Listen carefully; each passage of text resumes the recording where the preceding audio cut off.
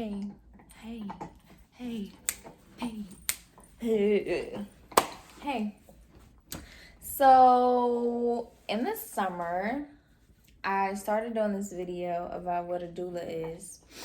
And I didn't put it out because I thought that it sucked. So, I'm back at it again, trying to tell you what it is.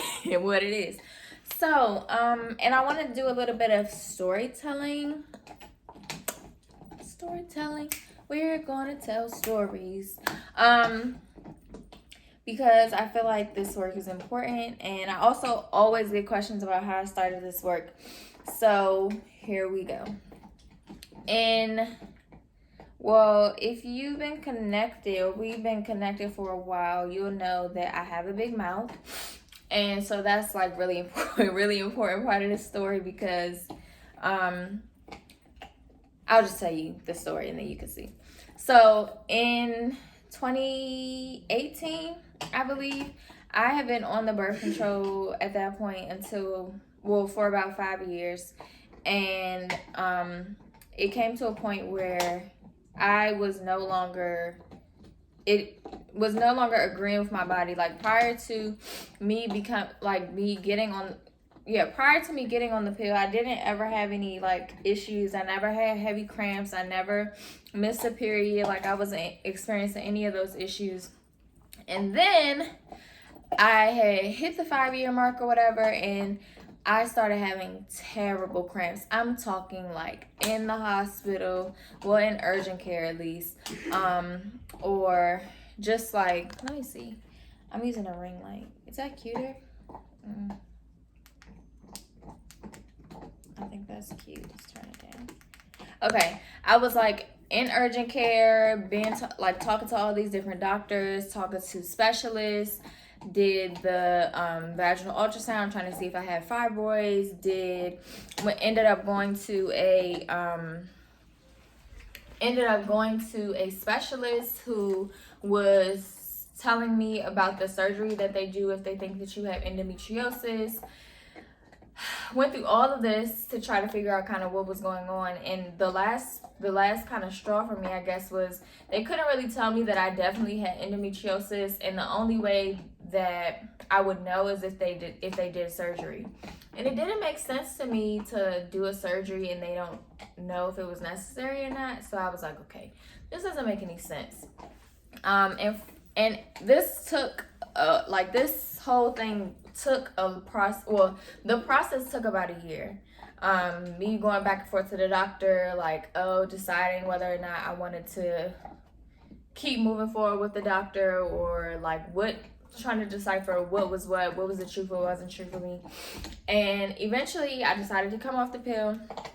And throughout that process, I was sharing the information that I was learning with my Instagram community and talking to friends about it. And from that, I realized that a lot of people experience the same thing and also had a lot of issues with their doctors, either feeling like they weren't being heard or feeling like they weren't getting all the information that they needed, and just feeling like they didn't really have any options. And I felt the same way. So we were kind of building, and that for me, the part about me having a big mouth comes in because I was sharing, because I was ranting, this doesn't make any sense, Western medicine is this and da da da, and I was just going off. And as I was learning, looking at different naturopathic doctors, and sharing that information, I realized that this was something that people who obviously are like me, because I was in this situation, need. This is information that wasn't readily available. It wasn't something that was inherently always taught to people. So I felt it important to kind of keep sharing my story and building and learning and just talking, kikiing with people, you know what I'm saying? So I was in this kind of naturopathic, herbal, women's health, was learning from a lot of different people, and naturally, this segue is really foggy for me, but I know that in the process, I knew that or in the process, I realized, or it kind of came to my consciousness what a doula was. And from there, I decided that I wanted to do a training. And in the training, or in the process of deciding what kind of training you want to do, or what I wanted to do, there were so many options. Like, you could do a donor training, which is like, I guess, or what would be considered the largest certifying body of doulas, and one of the first and most prominent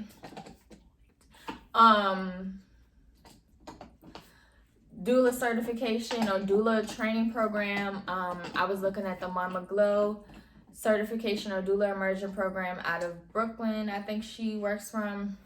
And then I came across a training by a woman named Sumi, and she has a school called Sumi's Touch. At that point, I don't think she had transitioned it into being like a school where she had all these different offerings, but she was doing person of color only doula trainings. And I was like, okay.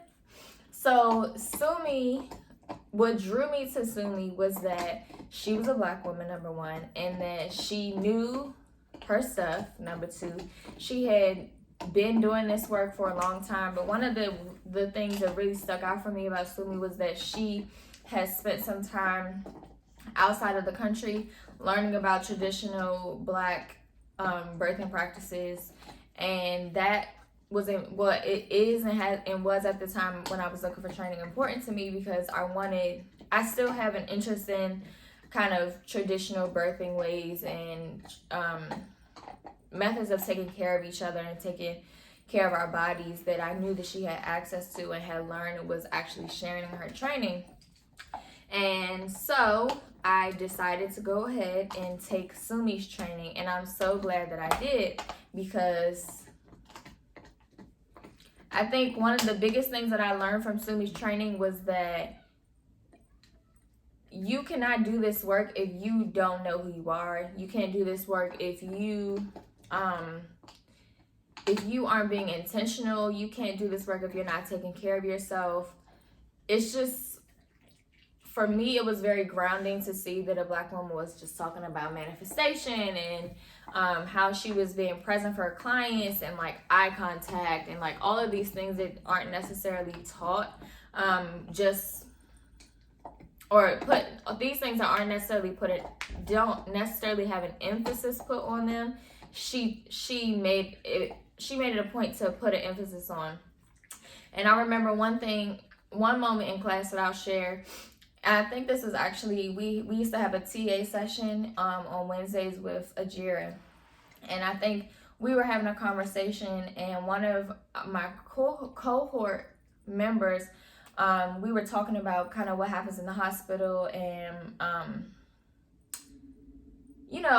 just why there was so much emphasis on what happened in the hospital or common practices in the hospital. And I had been feeling the same way, like, okay, well, if these things are happening in the hospital and we're sometimes being mistreated, we're not being listened to, maternal mortality, like what, like, why are we still talking about the hospital? Why aren't we trying to figure out how to get people out of the hospital?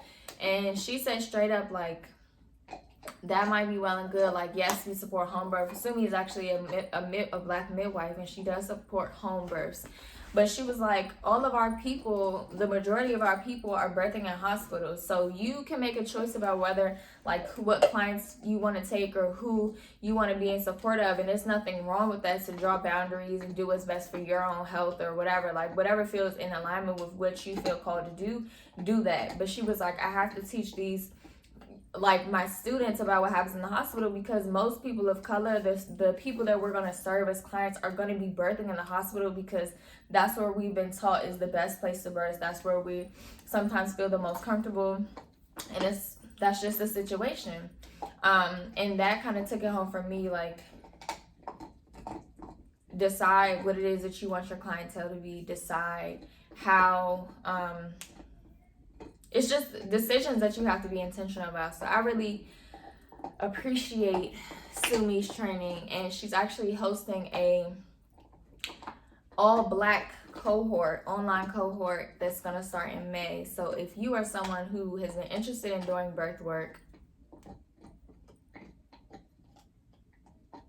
this is your chance. All Black cohort, all Black content, all Black contributors, all Black workshop presenters, and Sumi is Black. So, and Najira is also Black. So, yeah, that's how I got started. And it's just been a very interesting journey, because I think when I first started, for me, and Sumi taught me this too, like, a certification is not going to make you a doula. You could be certified till the cows come home. You could do all these different trainings, which I've done at this point. Well, I've done a couple of trainings, none of which are certifying trainings, but I, in the beginning, was like trying to get all of this information and trying to make sure that I never made a mistake, or trying to position myself as the most knowledgeable, or, you know, just like book smart, I guess the thought process might be. And Sumi said, this is not a certifying, like, she'll give you a certificate of completion or a certification if you technically ask for it, but a certification is not going to make you a doula. So if you're interested in birth work or being a birth sister or a birth companion or whatever the case may be, a certification is not going to give you a stamp of approval to say, like, oh, you're good at your job, or you are able and have the ability or the capacity to connect with birthing people, or you are in touch with your intuition, you have dealt with your own fears so that you're comfortable enough to help someone else. Like, certification is not going to be the end all be all.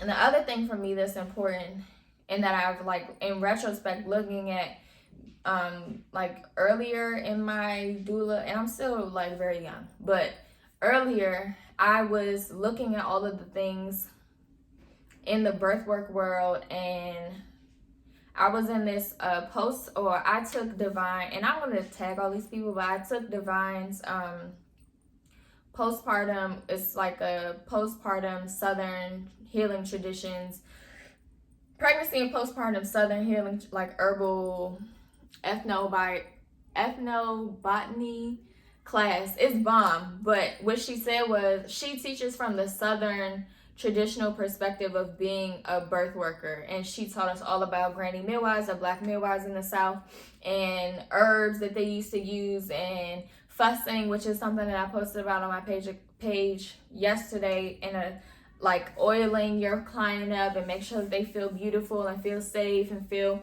relaxed in preparation for pregnancy, or what taking perhaps peach leaves for nausea, or just ginger, all the different things that she taught us. But one of the things that really stuck out to me was, she said a lot of new doulas will come to her and talk about eating the placenta, which is not something that traditionally Southern Black people did. She was like, this is something that was done around the world, but it's not something that our people did in the South. There are people in other countries who consume the placenta. But she said all this to say, like, don't go into it looking at other people's things and their culture and act like it's better than ours, or that they have more to offer. And that really taught me to focus on how Black people have been taking care of ourselves, because the midwives and the ways that we've been caring for each other since we got here should be preserved. They're still just as important. Those things are things that have carried our ancestors and our community to this point. So she was like, people always want to come and learn about, you know, all these other cultures. Just look inside of your culture first. Like, it's nothing wrong with what we have. And I was like, preach. Because that was me. I was like, oh, I want to know what a rebozo is. I want to do this. I want to do that. When I was in a Black Southern tradition class. So focusing on what Black people do, what Black people have done, that's been my jam. And I love it. So if you have any, do I have anything else to say? I don't think so.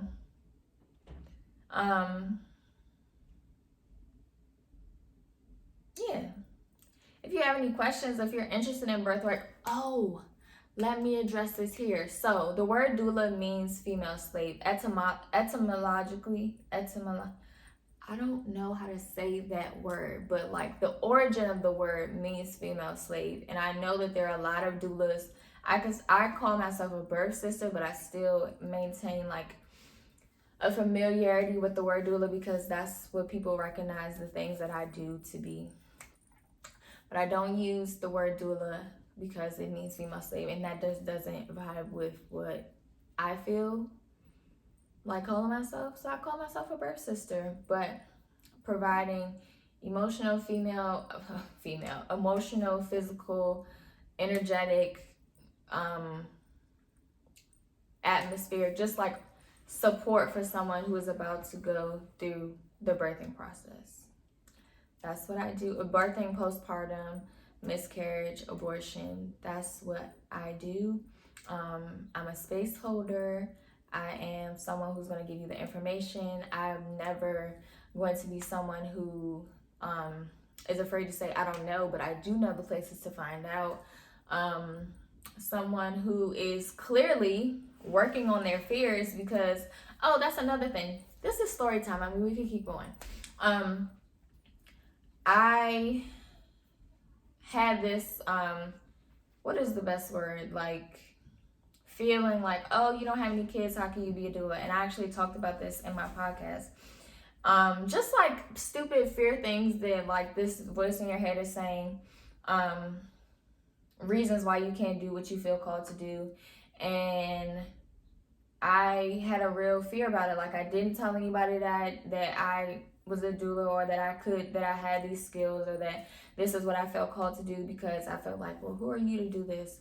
And I'm in another training, and actually Sumi talked about this too, but I was taught that, and I also like at my core believe that it's very important for birth workers to be in a position to face their own fears, because a lot of times clients will come to us and be like, oh, you know, I'm scared of this.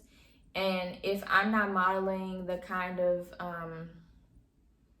not fearlessness, but the willingness to learn and push past my own boundaries and learn about myself and, you know, erect strong boundaries and name what I need and what I want and do my own research. Like if I'm not willing to do those things, I can't be in a position where I'm asking a client of mine or a co-creator.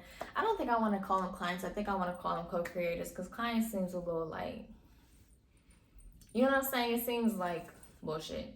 I think I want to call people I work with co-creators, because we're co-creating an experience. I'm making this up as I go.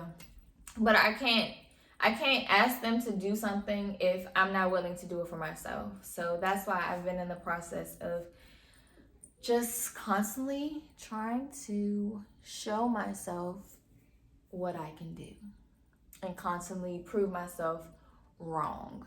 Like, girl, you can't talk on video. What I'm doing, talking on video. It's hard, but you know, we're learning. So that's story time. If you're interested in being a birth worker or knowing more or are pregnant right now and are looking for support, let me know. But thanks for watching. Okay, bye.